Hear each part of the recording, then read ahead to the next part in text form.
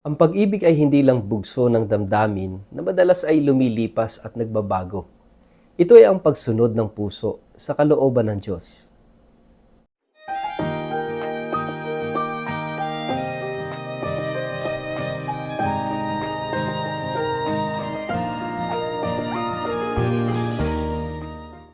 Ang mabuting balita ng Panginoon ayon kay San Juan.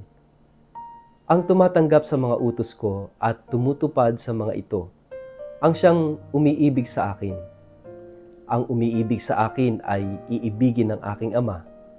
Iibigin ko rin siya at ako'y lubusang magpapakilala sa kanya.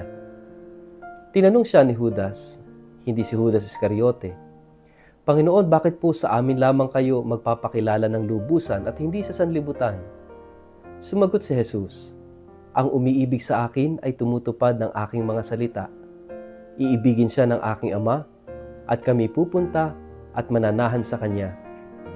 Ang hindi tumutupad sa aking mga salita ay hindi umiibig sa akin.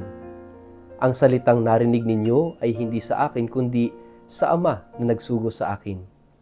Sinabi ko na sa inyo ang mga bagay na ito habang kasama pa ninyo ako, ngunit ang patnubay, ang Espiritu Santo na isusugo ng Ama sa pangalan ko, ang siyang magtuturo sa inyo ng lahat ng bagay at magpapaalala ng lahat ng sinabi ko sa inyo. Ang mabuting balita ng Panginoon. Let it light your way, word of the day, hear what God has to say. Mapagpalang araw po sa inyong lahat. Kumusta po kayo? Ang atin pong word of the day ay obedience. Bago po tayo magpalalim sa atin pong refleksyon ngayong araw na ito, kayo po ay muli kong inaanyayahan na huwag kakalimutan na mag-like, follow at subscribe sa ating Facebook page at YouTube channel na Word of the Day. Ganon din po, paki-share ang video ito sa inyong kapamilya, kamag-anak, kaibigan, mga kakilala sa social media para po sama-sama tayo sa pagiging media evangelizers at online missionaries na nagpapalaganap ng salita ng Diyos sa mundo ng social media. Sa lahat po ng nakikinig ng Word of the Day sa Radyo Maria Philippines, maligayang pakikinig po sa inyong lahat.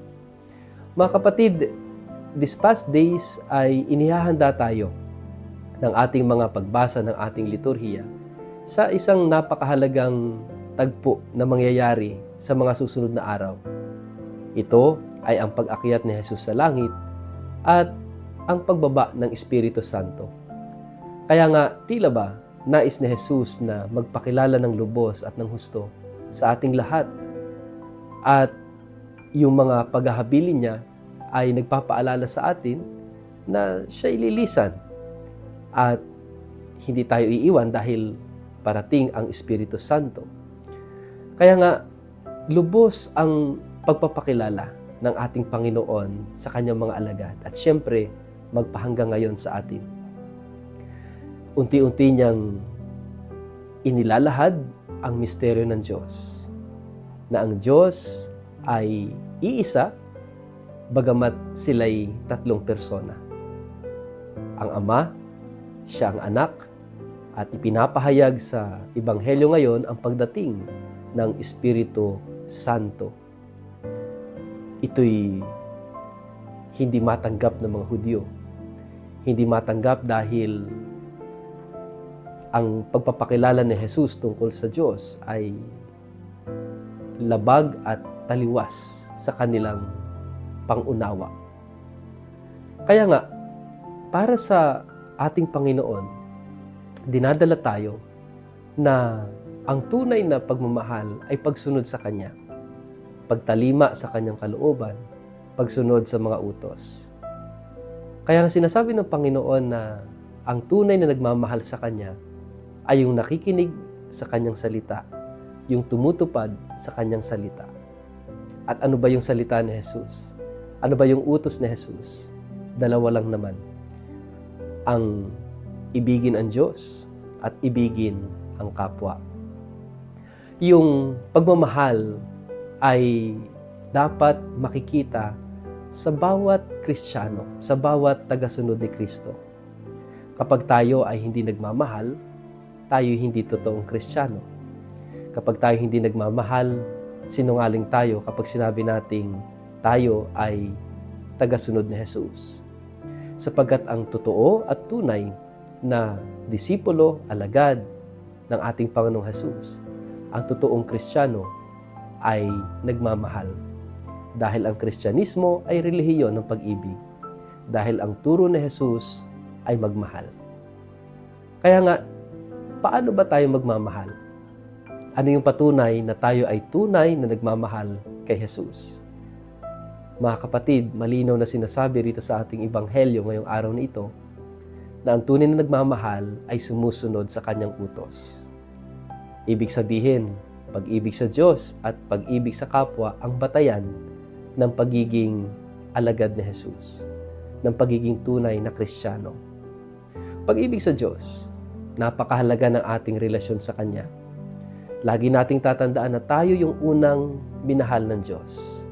At kung tayo ay nagmamahal sa Kanya, ito ay dahil tugon natin sa Kanyang pag-ibig sa ating lahat. Pero hindi natatapos sa pag-ibig sa Diyos. Napakahalaga na yung pag-ibig sa Diyos ay makikita at naipapamalas natin sa ating pag-ibig sa kapwa, sa ating pakikipagkapwa-tao. Kaya nga, ito yung magiging batayan at ito lang sa totoo ang batayan ng pagiging Kristiyano, ng pagiging tagasunod ni Kristo. Obedience. Obedience to the words, obedience to the law of Jesus. The law of love. The words of love. Kaya nga mga kapatid, napakahalaga na pakinggan nating mabuti ang sinasabi ng ating Panginoon. There are times na tayo nahihirapang magmahal. Oo, madali nating sabihing mahal natin ang Diyos. Siyempre, hindi natin nakikita ang Diyos. Madalas, mas madaling mahalin yung hindi nakikita kaysa nakikita. Parang sa social media.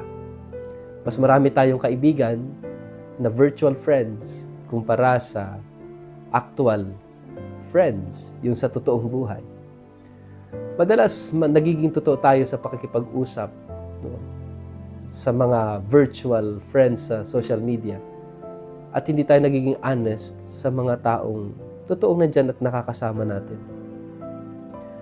Mga kapatid, ito yung isang nakakalungkot isipin na madaling sabihing mahal mo ang isang taong hindi mo nakikita.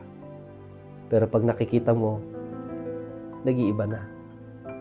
Minsan madaling mahalin ang Diyos na hindi nakikita kumpara sa kapwa na kasakasama mo araw-araw. Mga kapatid, ito yung malaking hamon sa ating lahat. Yung tunay na pag-ibig sa Diyos ay kinakailangan makita sa pag-ibig natin sa kapwa. Kaya nga, tayo ay sinungaling kung sasabihin nating mahal natin ang Diyos, pero namumuhi tayo sa ating kapwa. Nakakalungkot isipin at ito isang malaking kasinungalingan na sinasabi natin na mahal natin ang Diyos, pero naninira ng aapi tayo ng ating kapwa. Yung kapwa ang batayan para maipakita natin ang pag-ibig sa Diyos. Yung kapwa ang magiging daan natin papalapit sa Diyos. Mismo si Jesus ang nagsabi, kung ano ang ginawa mo sa kapwa mo, ginawa mo sa akin. Kaya nga, napakahalaga mga kapatid ng pakikipagkapwa. At kinakailangan natin ang grasya, ang biyaya ng Espiritu Santo para tayo ay magkaroon ng sapat na biyayang kailangan natin upang tayo'y matutong makipagkapwa. At dalisay na mahalin natin ang kapwa. Hindi manggamit, hindi manira, hindi mang-abuso, kundi tunay na magmahal ng kapwa. Ang batayan ng tunay na pagmamahal sa Diyos ay ang pagmamahal sa ating kapwa. Ito ang dapat nating sundin. Dito dapat tayo tumalima sapagkat ito ang utos ni Jesus. Sa ngalan ng Ama, ng Anak at ng Espiritu Santo. Amen. Ama naming Diyos, tulungan mo kaming mahalin ka. Tulungan mo kaming mahalin ka sa pamamagitan ng aming kapwa. Naway ang pag-ibig namin sa iyo ay maipamalas namin sa aming pag-ibig sa kapwa. Amen. Pagpalain po kayo at ingatan ng makapangyarihang Diyos, Ama at Anak at Espiritu Santo. Amen.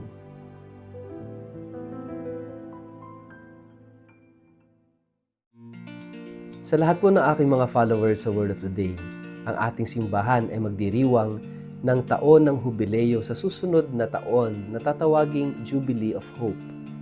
Bilang paghahanda po dito, ako po ay nagtakda ng isang espesyal na pilgrimage sa taong ito sa ika-11 hanggang ika-25 ng Oktubre. Maliban sa pagbisita sa mga kilalang syudad sa Europa tulad ng Paris at Lyon sa bansang France, sa Rome, Milan, sa Venice, sa Florence, Pisa at Assisi sa bansang Italia, ang pilgrimage na ito ay may natatanging katangian. Bibisitahin po natin ang ilang mga Marian shrines tulad ng Our Lady of Miraculous Medal at ang Our Lady of La Salette sa France. Gayun din, ang Holy Face of Jesus of Manopello at ang Eucharistic Miracle sa Lanciano, Italy ay atin ring mabibisita. Hindi lang po iyon, magkakaroon din po tayo ng pagkakataong makita ang mga incorrupt bodies ng mga santo tulad ni na Saint Padre Pio, Saint Catherine Labouré, Saint Vincent de Paul, Saint Bernadette Soubirous, Saint John Vianney, Saint John Bosco, Saint Clare of Assisi, Saint Lucy at marami pang iba. Magkakaroon din tayo ng pagkakataong mabisita ang 4 na basilika sa Roma at ang ilang mga historical at itinuturing na wonders of the world tulad ng Eiffel Tower, Leaning Tower of Pisa, ang Colosseum at marami pang iba. Kung kayo po ay interesadong makasama ako sa espesyal na pilgrimage na ito, maaari po kayong tumawag o mag-text o mag-email sa mga sumusunod na contact details na nakikita nyo sa screen. First come, first serve basis lamang po ito. Kaya kung kayo interesado, huwag kayong mag-atubiling mag-contact sa amin. Maraming salamat po.